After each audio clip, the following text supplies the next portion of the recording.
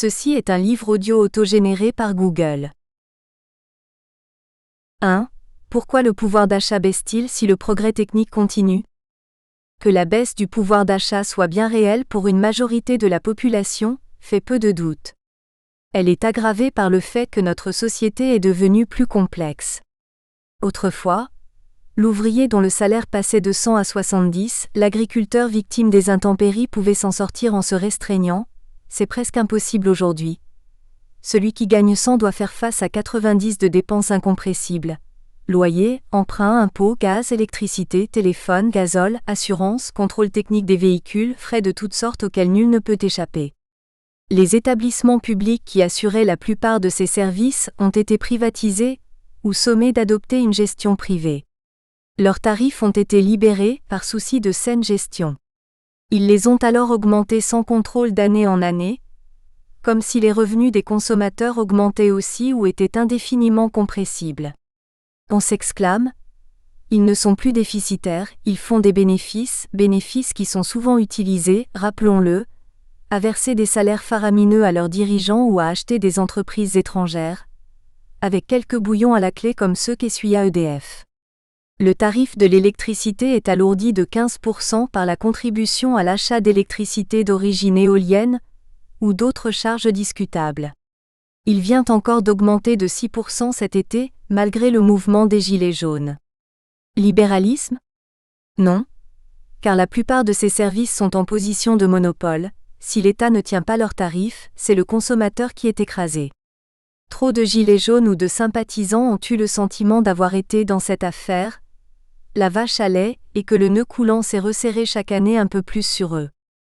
Ces difficultés financières partagées ont créé au fil des semaines sur les ronds-points un sentiment de fraternité qui ne sera pas si vite oublié. Un sentiment qui traverse les clivages politiques et qui explique en partie la pérennité du mouvement. Il associe petits patrons et ouvriers, salariés et indépendants, hommes et femmes, jeunes et vieux. Cela avait déjà été observé avec le mouvement des bonnets rouges, parti lui aussi d'aberration écologique, mais qui était resté cantonné à l'Ouest. Cette dégradation progressive du pouvoir d'achat de la majorité des Français est-elle une fatalité? Non. Toutes les sociétés occidentales, la France en premier lieu, ont vu depuis plusieurs siècles, mais spécialement depuis 1945, au temps dit des Trente Glorieuses, un essor extraordinaire de la production et du niveau de vie qui a justifié l'idée de progrès. Progrès de l'agriculture, de l'industrie, des échanges, progrès de l'instruction, de la santé, du bien-être, avènement de ce qu'on a appelé la société de consommation, laquelle apportait chaque année plus d'aisance, plus de confort, plus de plaisir. On se souvient de la chanson de Guy Béard, « Grand-père est prolétaire, papa consommateur, et moi contestataire ». C'est le consommateur qui compte dans notre propos. L'ennui est qu'aujourd'hui ce sont les contestataires d'alors qui sont aux commandes, et qu'ils voudraient nous faire redevenir prolétaires. La cause de ce progrès, tout le monde en convenait. Le progrès scientifique et technique qui a permis non seulement d'apporter de nouveaux biens, automobiles, avions, télévisions, téléphones et aujourd'hui ordinateurs et portables, etc., mais encore de les fabriquer avec moins d'efforts et donc d'en fabriquer davantage pour les mettre à la portée de tous, d'augmenter les revenus pour que les gens puissent acheter. Or aujourd'hui que nous dit-on? Qu'il va falloir se serrer un peu plus la ceinture chaque année, que c'est là un impératif en vue de notre adaptation au monde nouveau, à l'Europe, à la mondialisation, éventuellement notre contribution à la préservation de l'environnement, à la transition énergétique, à la raréfaction supposée des ressources. Dans l'ancienne Union soviétique, on demandait de la même manière de plus en plus de sacrifices au peuple russe, on le restreignait un peu plus tout en lui promettant pour plus tard l'avènement glorieux du socialisme où tout irait bien et qui apporterait l'abondance à tous les hommes. Nous comprenons qu'au bout d'un certain temps, les gens aient commencé à ne plus y croire. Nous connaissons la suite. Il en est de même chez nous. Après des années de baisse du pouvoir d'achat, les Français et pas que ne croient plus que les sacrifices qu'on leur demande vont amener un jour des lendemains qui chantent. Le progrès technique n'a pas cessé. Quoique dans les nouvelles générations, certains en arrivent parfois à trouver l'érosion du pouvoir d'achat presque normale, elle demeure cependant incompréhensible pour plusieurs raisons.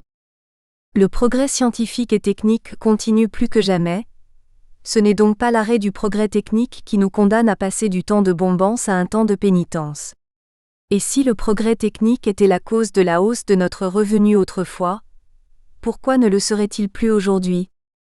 Toutes les innovations, non pas techniques, mais politiques et sociales, qui présidant à ces temps de vaches maigres, ont été elles-mêmes présentées comme des progrès qui devaient elles aussi, de pair avec le progrès technique, améliorer notre vie. Il en est ainsi du libre-échange, facteur, disait-on, de grands avantages économiques, puisqu'il apportait les produits du monde dans nos assiettes et nous permettait en retour de vendre les nôtres à la terre entière. Il en va de même de l'intégration européenne. Un grand marché d'1 demi-milliard d'hommes ne pouvait être qu'un large espace de prospérité et de progrès. De quoi mettre l'eau à la bouche tant aux gens d'affaires qu'aux consommateurs. On dit encore, l'équilibre budgétaire doit relancer la machine économique. La baisse des salaires doit rendre notre économie plus compétitive et donc à sa manière favoriser le progrès. Mais de ce progrès promis, on ne voit pas le plus petit commencement. Tout le monde, en tous les cas les gens normaux, pas les plus riches, est appelé à se restreindre. Pourquoi donc baisser les salaires si c'est pour les baisser plus tard encore plus ? Il n'y a qu'en matière d'environnement que les gens peuvent comprendre que le souci de le préserver, d'empêcher l'augmentation du taux de gaz carbonique dans l'atmosphère ou l'accumulation des déchets, d'économiser des ressources rares puisse coûter un peu, mais tout de même pas au point d'entraîner la baisse des revenus sur toute une génération. Les Gilets jaunes contestent en outre qu'au moment où les hauts revenus ou les fortunes financières bénéficient de faveurs sans précédent, la seule consommation populaire, dont la voiture au gazole est un symbole, soit frappée. Face à un enjeu comme le climat dont on nous dit qu'il est majeur, ils pensent que les sacrifices doivent être bien répartis. Pourquoi ne taxe-t-on pas les avions ou les pétroliers géants, dont les rejets de carbone sont pourtant beaucoup plus importants que ceux des voitures individuelles ? Pourquoi la mondialisation ne met-elle pas tout le monde à égalité ? Pourquoi les produits venus d'ailleurs concurrencer les produits français ne paient-ils pas le vrai coût de leur transport, incluant des taxes aussi lourdes que celles que nous nous appliquons à l'intérieur ? D'une façon générale, il est difficile de faire comprendre à beaucoup de Français que dans le climat de déprime actuel, les très riches deviennent encore plus riches, ce que toutes les enquêtes démontrent, et que par ailleurs une partie importante de notre potentiel de production ne soit pas utilisée au moment où des millions de chômeurs restent sur le carreau. Or, avons-nous dit, le progrès scientifique et technique qui a été le moteur de la hausse du pouvoir d'achat pendant 40 ans, continue plus que jamais. Pourquoi alors, se demandent les Gilets jaunes, comme beaucoup d'autres, le niveau de vie n'augmente-t-il plus et même recule ? Si les bases scientifiques et techniques du progrès demeurent, pourquoi ceux qui se disent progressistes appellent-ils à une pénitence toujours plus féroce ?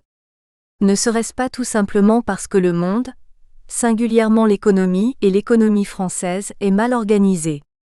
Et comme ce n'est pas eux qui l'ont mal organisée, pourquoi leur en fait-on payer le prix à eux ? Et pourquoi ceux qui ont si mal organisé la vie économique nationale et internationale, se targuent-ils d'être plus compétents que les autres, se permettent-ils de traiter avec tant de mépris ceux qui les contestent ? Il n'est pas sûr que les Gilets jaunes aient la solution pour réorganiser de manière efficace la production afin que tous les hommes et toutes les femmes, tous les Français, profitent à nouveau, comme autrefois, comme au sortir de la guerre de 1939 à 1945, du progrès technique, mais il ne fait pas de doute qu'ils ont raison de soupçonner que ceux qui ont organisé jusqu'ici l'économie sont gravement incompétents. Pour montrer que les Gilets jaunes ont raison, nous allons commencer par exposer le plus clairement possible, comme dans toute une série de domaines, la manière dont les choses sont menées par nos gouvernants, qu'ils soient de droite ou de gauche, souvent depuis de nombreuses années, est parfaitement aberrante. À la différence de ce qui se passait au Moyen Âge, il y a beaucoup de gens en France, de gens simples appartenant le plus souvent aux classes populaires, qui pensent que les choses pourraient aller beaucoup mieux qu'elles ne vont. Ces hommes du peuple qui ont conservé un peu de bon sens disent « mais ils sont devenus fous ». Pourquoi font-ils cela ? Nous ne comprenons pas. C'est une des caractéristiques de l'époque actuelle. Il y a d'un côté une grande partie des classes dirigeantes qui pensent que ceux qui ne sont pas d'accord avec elles sont des demeurés, voire des populistes, ce qui revient aujourd'hui à une insulte et à une tare morale. De l'autre, les gens qui ne sont pas aux commandes, qui en sont même très éloignés, et qui, quand ils ne sont pas résignés, pensent que ceux qui les dirigent ont perdu la tête. Or ils ont raison de penser qu'ils ont perdu la tête. En de multiples matières, L'action publique est dominée par des idées qui sont de quelque manière qu'on les tourne, contraires au bon sens et pour cela malfaisantes. 2. Métropole contre France périphérique. Il est notoire que le mouvement des Gilets jaunes est parti de ce qu'on appelle la France périphérique, c'est-à-dire la France des villages, des petites et moyennes villes, de certaines banlieues. Cette notion de France périphérique n'existait pas autrefois. Il y avait la belle France, la douce France, la même pour tous, l'Hexagone, également digne d'intérêt. La notion de France périphérique est apparue récemment. Elle a été lancée par un géographe, Christophe Guilluy, qui a montré que tandis qu'une partie de la France, celle des grandes métropoles, prospérait, une autre, celle qui était éloignée de ces grandes métropoles, dépérissait. La France périphérique, c'est le tiers ou la moitié de la France qui souffre le plus, et cela sur tous les plans. Appauvrissement, isolement, dépopulation, vieillissement, année après année depuis 50 ans. Des départements comme la Creuse, le Cantal, la Meuse sont particulièrement touchés. C'est là que se trouvent les revenus les plus faibles. La plupart des personnes âgées n'y ont même pas droit au minimum vieillesse. Allocation de solidarité des personnes âgées, car elles sont propriétaires d'un petit lopin qui généralement ne leur rapporte rien et souvent invendable. Pour y avoir droit, il faut ne rien posséder. Il a été démontré que c'est dans cette France-là que se trouvent les plus pauvres de notre pays, et non dans les populations de banlieue issues de l'immigration comme l'imaginent les médias. C'est dans ces régions que le plus d'usines ont été fermées. Il est vrai qu'il s'agissait le plus souvent d'usines de main-d'œuvre, les plus vulnérables, mais on aurait pu les remplacer par d'autres. La dépopulation entraîne le vieillissement et le départ des sujets le plus dynamiques. Ce tableau désolant concerne non seulement la France rurale et les villages, mais aussi les petites villes, voire beaucoup de moyennes villes trop éloignées des grandes métropoles pour profiter des retombées du dynamisme de celles-ci. L'appauvrissement de ces régions qui représentent une partie étendue du territoire français contraste avec l'essor de la région parisienne qui est celle qui profite le plus de la mondialisation. Quelques autres grandes métropoles, Lyon, Marseille, Toulouse, Bordeaux, Lille, Strasbourg, avec leurs zones métropolitaines qui couvrent une partie des zones rurales environnantes, suivent au moins en partie cet élan. Le reste se trouve gravement délaissé. Ce que les Gilets jaunes et d'autres ne savent pas, c'est que cette évolution n'est pas l'effet de la fatalité, mais a été voulue. Il est trop facile de dire qu'elle est l'effet de la mondialisation, et qu'il n'y avait rien à faire contre. Même si tel était le cas, il revenait aux politiques d'État d'essayer d'en réduire les effets, de compenser les inégalités et de bien répartir les activités sur tout le territoire, comme cela avait été fait après la guerre. On avait procédé ainsi entre 1950 et 1980. L'agrandissement nécessaire des exploitations avait vidé l'Ouest de sa population agricole, mais avec l'appui de l'État, une très vivante industrie rurale avait pris la place et permis à cette région de rester prospère. Plus tard, la région Midi-Pyrénées a vu se multiplier les sous-traitants de l'aéronautique, aujourd'hui un tiers de ce qui reste de l'industrie française. Mais vers 1990 a été prise dans les hautes sphères de la technocratie, française et européenne, la décision non proclamée évidemment et absurde, de laisser tomber le monde rural et les petites villes pour promouvoir les seules grandes métropoles. Il en est résulté la destruction de la ruralité dans son ensemble. Agriculture, industrie rurale, petites villes, moyennes villes, de tout sauf les grandes agglomérations et quelques zones côtières. Cela a été fait délibérément, et s'est traduit par toute une série de décisions dont nous voyons les effets aujourd'hui. La réforme de la politique agricole commune. D'abord la réforme de la politique agricole commune, PAC, effectuée en 1992 et couronnée par les accords du GATT de 1994. Nous y reviendrons, mais sans entrer dans le détail, disons qu'elle a eu pour effet, pour les grandes productions, céréales, viande, de remplacer des prix plus ou moins rémunérateurs par des subventions. Cela a été désastreux pour le moral des paysans, pour l'estime qu'ils avaient d'eux-mêmes, et pour l'image qui a été la leur à partir de là dans le reste de la population. Pour un gain collectif dérisoire, la baisse de prix ayant été absorbée par l'industrie et le commerce, la profession s'est trouvée dévalorisée. Certes, la baisse du nombre des paysans était une nécessité du fait de la hausse de la productivité, mais avec cette réforme, la profession agricole reçut si on peut dire le coup du lapin, pour rester dans les métaphores rustiques. Les agriculteurs ne souffrent pas seulement des effets de cette réforme laquelle, quoique vieille de 25 ans, produit toujours des effets pernicieux, mais aussi de décisions de nature purement politique qui obèrent la compétitivité et donc le revenu des agriculteurs. D'abord, nous y reviendrons, la monnaie unique. Dans un contexte où l'agriculture d'autres pays comme l'Allemagne ne supporte pas des charges aussi lourdes, elle a un effet dépressif sur les cours. Ensuite, les sanctions appliquées pour des raisons discutables à la Russie, lesquelles ont entraîné des contre-sanctions qui frappent surtout les produits agricoles français qui perdent ainsi des marchés et dépriment, elles aussi, les prix de vente, spécialement en matière d'élevage.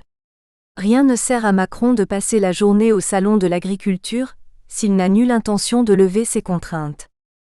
Non seulement il ne les lève pas mais en rajoute. L'été 2019 a vu la ratification par l'Assemblée nationale du CETA, traité de libre-échange avec le Canada et l'engagement de la procédure de signature d'un traité analogue avec l'ALENA, Amérique latine. Tous deux mettront, au nom du libre-échange tenu par un absolu, l'agriculture française en concurrence directe avec celle des Amériques, où les immenses plaines réduisent les coûts et le laxisme face aux hormones et autres adjuvants dangereux pour la santé interdisent la qualité. Autant dire que c'est la mort de l'agriculture européenne, sauf quelques niches comme le champagne, qui est programmée. À cela s'ajoute la prolifération réglementaire qui s'applique à l'agriculture, et pas qu'à elle. Il fut un temps où le paysan rentrant de son travail pouvait dîner. Nous espérons que vous avez apprécié cet aperçu. Pour continuer à écouter ce livre audio sur Google Play Livres, utilisez le lien dans la description de la vidéo.